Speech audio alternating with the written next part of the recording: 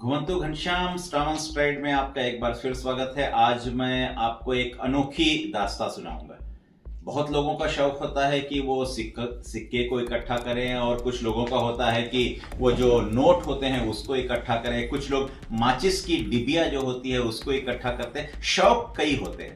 जैसे जैसे इंसान बढ़ता जाता है शौक बढ़ती जाती हैं, और उन शौक को पूरा करने में भी उनको बहुत आनंद आता है। ऐसे ही एक शौक के बारे में आपको बताऊंगा, और ये शौक जो है वो ऐसा शौक है जिसके बारे में आप बहुत अच्छे से जानते हैं, लेकिन कभी आपने सोचा नहीं होगा कि इस शौक को भी एक आयाम दिया जाए।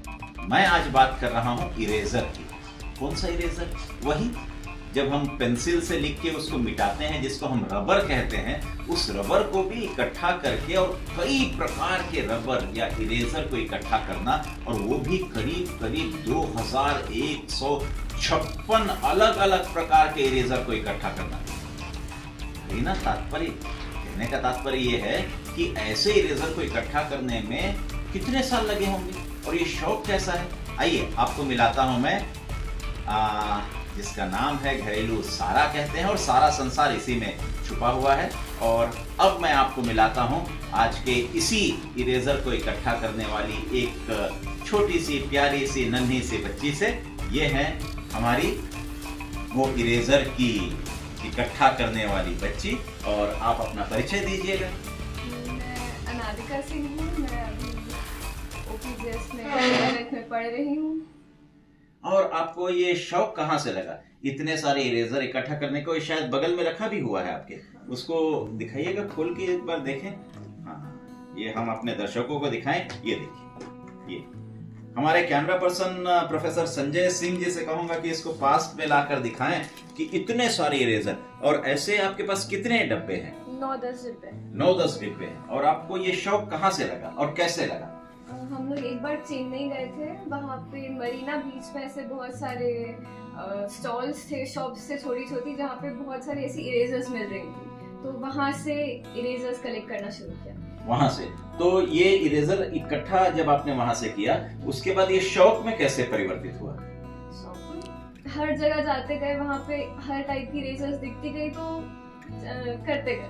अच्छा, फिर ये इकट्ठा करते गए, इसका ये शौक बढ़ता चला गया।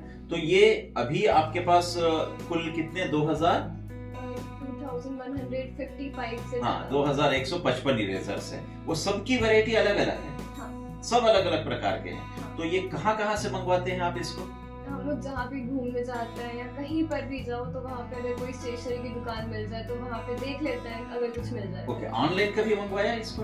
मंगवाया, कुछ ऑनलाइन भी मंगवाया। इसके बारे में आपने कोई गूगल किया कि ऐसा शौक और किसी का भी है? हाँ, बहुत सारे लोग का था। मतलब एक वर्ल्ड रिकॉर्ड है, आई गेस जर्मनी के एक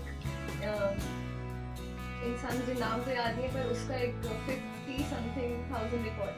50,000 इरेजर शायद। अच्छा, और भारत में? वहाँ पर भी है, मैंने देखा था, मुझे नाम याद नहीं। 2 जन का है, 2 या 3 जन। तो उनका कितना होगा?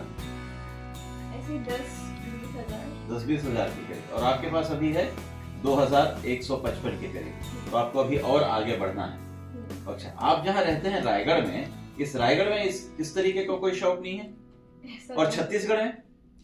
शायद नहीं। तो छत्तीसगढ़ में भी ये पहला ऐसा शौक। और अनादिका ने जिस तरीके से बताया कि अब ये शौक जो है, ये इसको न केवल इन्होंने पाला है बल्कि इसका एग्जीबिशन भी लगाती है। केवल यही नहीं, ये तो बहुत बढ़िया चित्रकारी भी करती है और बहुत बढ़िया पेंटिंग्स भी करती है। तो ये है कि शौक को आप किस तरीके से आयाम दे पाते हैं, शौक को किस तरीके से आगे बढ़ा सकते हैं। न जाने इस वीडियो को देख के और भी कितने लोग प्रेरित हो सकते हैं। शायद अनादिका जो है वो छत्तीसगढ़ की पहली ऐसी बालिका होगी जिसने इस तरीके के शौक को आयाम दिया है। तो आप ऐसे ही शौक को आयाम देते रहिए, ऐसे ही नवाचार को बढ़ाते रहिए। न जाने कितने नवाचार इस भारत में ऐसे ही होते रहेंगे, और यही जो शौक है वो आपको कोई ना कोई आयाम जरूर देगा। तो बने रहिएगा मेरे YouTube चैनल श्रावण स्ट्राइड में। तब तक के लिए आपसे विदा लेता हूँ। नमस्कार।